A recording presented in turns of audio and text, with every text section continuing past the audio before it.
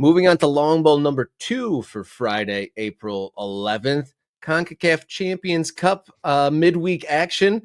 Another Wednesday. We've been blessed with two midweek game windows in a row of various competitions here in North America that have been very exciting.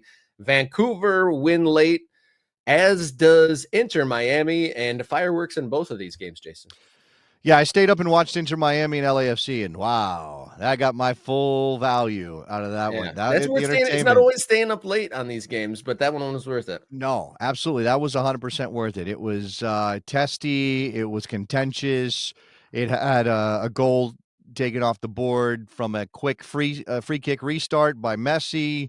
We had Javier Mascherano going apoplectic, which is pretty much his state. I think Javier Mascherano is always moving in some way, shape, or form. If we've learned one thing about his management style, he's obviously very early in his management career. I think we've learned that he is excitable as a manager. Excitable does not go far enough, and I can't find the better word. We're going to go with excitable for the moment. But excitable, like, oh, yeah, he's, he gets emotional and gets loud. No, Javier Mascherano is at 11 all the time, and he was certainly at 11 in that game.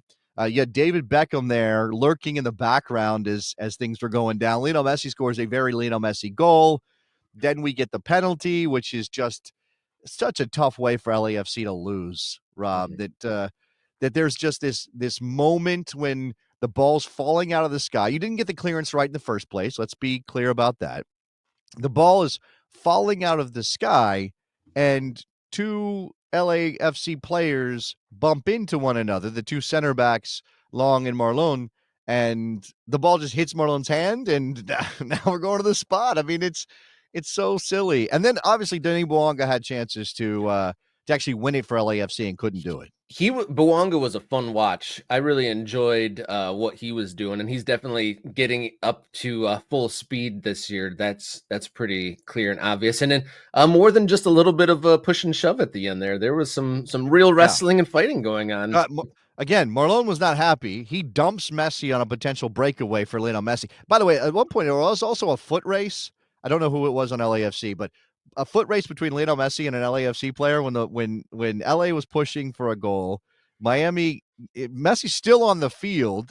He plays the entire match because I guess that you're not going to take him off if it's a meaningful game. And Messi got roasted in this foot race, which I was like, oh yeah, he's not a young guy. I don't know if he was ever the fastest dude on the field anyway, but he got absolutely taken down in this foot race. And then, you had Marlon dumping Messi. You had some angry people. Again, no Sergio Busquets, who was suspended for this one. Of course, Inter Miami was upset that Nathan Ordaz, who scored the goal in LA to give LAFC the advantage, wasn't sent off for a hands to the face situation. So it was drama. Yeah, that LAFC player not getting sent off and then scoring right after. That was some cosmic irony going on there. And then you mentioned David Beckham earlier. He looked, when they were trailing in the first half of this game, he looked the most stressed I think I've ever seen that. He looked like more human than I've ever seen David Beckham look. He was genuinely stressed when they were down by 2 early in that game. Well, whatever you say, want to say about David Beckham. He is definitely a guy who still has that competitive juices. Oh, he cares. He cares.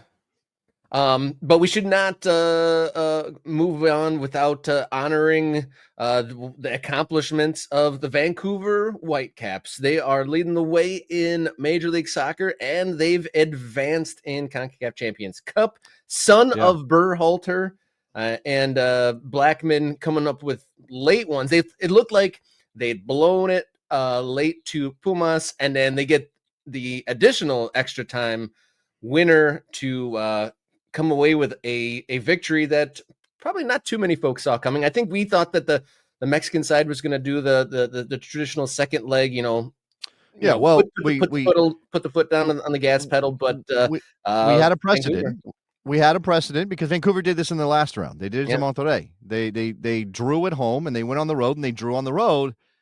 But because they drew on the road with more goals, they advanced on away goals. And it was the same thing here. I mean, it was 1-1 after the first leg in Vancouver. So Pumas had one away goal, and it was 2-2 down there in Mexico. which gave Vancouver 2 away goals and 3-3 on aggregate. There you go, straight through. And this is an interesting moment for the Whitecaps. I'll throw this up here. Maplewood Vineyards. Now the Whitecaps just need a proper soccer stadium. This is this happening, right? And now the Whitecaps will face Inter Miami in the semifinal. So we're guaranteed an MLS team in the final, which I'm sure CONCACAF is thrilled about. Obviously, Major League Soccer is going to be thrilled about it. Inter Miami will be favorites, but I wouldn't look past the Whitecaps to get this done. But the Whitecaps are on the sale on the block, right? They're up for sale. There's a big sign out front that says for sale, Vancouver Whitecaps, one MLS team. There's talk about building a stadium in Vancouver. How far along they are with that, I couldn't tell you. Whether or not red tape will scuttle any ideas, I couldn't tell you. BC Place is not a proper home. I did a radio show with Adrian Heath this week, former head coach of Minnesota, a guy who knows this league. And he told me, I was off air, so I don't know if I'm supposed to. He told me that Vancouver surface, he's like, I don't know how they get away with it. It is the worst surface you could possibly want to play soccer on. Everybody knows this is not a tenable situation long-term for them. It's probably why they're up for sale, because the current ownership group really just doesn't want to go diving into the process of trying to figure out how to build a stadium. There's the rumors around they could be moved. We've got, there's noise coming out of Indianapolis about what they want to do to build a stadium, and they maybe want to try to attract an MLS team rather than try to elevate Indy 11 or build a stadium for Indy 11 who could be stuck in USL Championship. That's bad framing. Could still be a USL Championship team when the mayor of Indy is one of these guys who's like, no, we need a Major League Soccer team. Okay, gotcha, bud.